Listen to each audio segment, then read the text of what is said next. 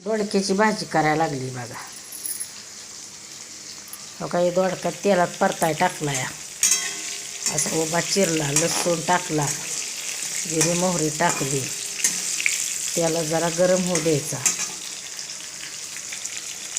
आणि ही खोबऱ्याचं कूट आहे ना ते आता तेलात टाकायचं, थोडं लालसर होऊ द्यायचं.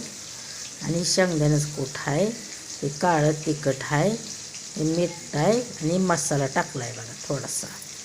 आता हे खोबरं जे आहे ते तेलात टाकायचं, जरा लालसर होऊ द्यायचं आणि मग हे सगळं टाकायचं आणि दोघापुरती करायची तेवढीच आणि जेवायचं. आता हे खोबऱ्याचं कूट आहे ना हे तेलात टाकायचं का असं, जरा लालसर होऊ द्यायचं का असं.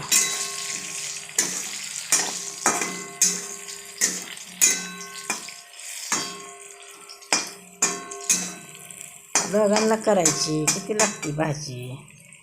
काही तांबडं तिखट आणि हे त्याला टाकली म्हणजे भाजीला तरी येते.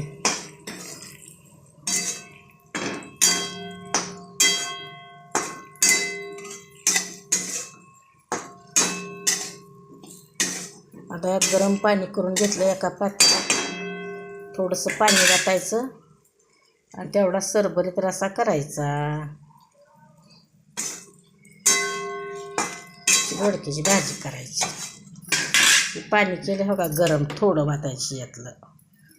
आणि आमची भाजी चांगली झाली का बघा, सबस्क्राईब करा, लाईक करा आणि या जेवायला.